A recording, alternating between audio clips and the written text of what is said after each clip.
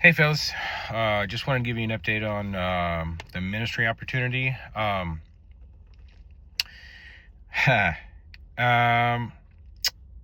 Walking through this and praying through this, I wasn't getting anything from God. For some reason, I wasn't getting a yes. I wasn't getting a no. I was just getting a nothing. And I have a feeling, well, not have a feeling, I know, that he was kind of sitting there just like this, just kind of waiting to see what I would do, just waiting to see if I would listen.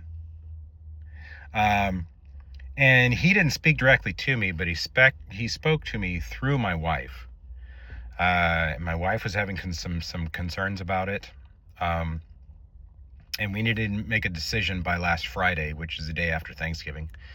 And it was either Tuesday or Wednesday that we had me and my wife, Megan, had discussed it a little bit that morning, and we just kind of gotten a little bit of a tiff, and we're kind of like with each other, and throughout the day she messaged me with some of her concerns, and she said she felt like she was not getting heard, like her concerns were not getting heard. And I thought she was crazy, and I was just like, what? Of course, yes. So I texted her, I said, hey, as soon as we get home, we'll have a heart-to-heart. And she didn't sound too excited about that. But when I got home, I sat down next to her, and we actually had a long 2.5 hour conversation. It got a little heated. There were some tears. And she was poured out her heart, all of her concerns. It was only through today's revelation, through my solitude that I just finished, that God was showing me that I'm a little slow learner, guys. That God was showing me that, like, that was my pride. Because I was sitting there, I knew something was going on and it didn't feel right, but I knew there was a lot of truth that was coming out to her, and I felt like I didn't want to hear it. I was just like, no, this is, I feel like God is leading me this way. But at the same time, I'm like, I talked to my boss about this. I told my boss, my current boss, and I was just like, I'm not getting anything from God, to be honest with you. I'm getting nothing. And so after the conversation, my wife was emotionally drained, and she's like, hey, go clean up, take a shower. And if you could run me a bath, that would be great. Cause I'm just done. I'm drained. Rightfully so. And at that point, I was a little bewildered. I didn't know what to think. Kind of like the air had been let out of my sails. And so earlier in the day, I'd asked Tommy if we could chat later that night, and he tried calling me, and I couldn't answer because we were in discussion. And so, but me and him ended up connecting after the conversation, and he brought a lot of wisdom to the table. And he said, man, she's right. Now's not the time. You guys are not walking into this as one flesh, as togetherness, as on board with the same mission. There's a lot of things that she has concerns about that are very real, discerning, wisdom concerns that God was trying to bring to me and to our marriage, but my pride did not want to take it.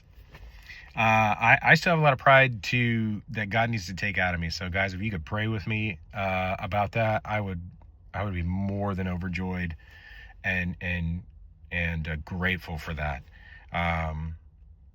Yeah, there's still a whole lot that God needs to work out in me. So now's not the time. But after me and Tommy's conversation, man, he prayed over me, and it was awesome. It was amazing.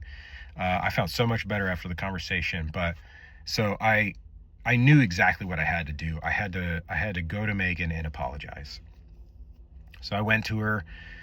I went and knocked on the bathroom door, see if she wanted to talk while she was in the bath, or if she wanted to wait. And she's like, sure, come on in.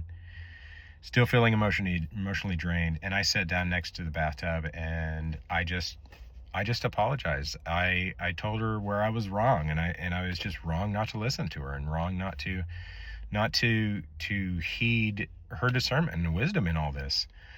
And as the conversation progressed, it got into us making a financial plan, because a lot of it was finances, a financial plan to take huge steps into cleaning out. Like, God is going through, I feel like God is working in us to clean out our home, to not only get rid of, and to clean out our finances, not only get rid of debt, to use the money to get out of debt, to clean out our home of junk we just don't need, things that we just don't need, that's weighing us down, and things that used to be idols also.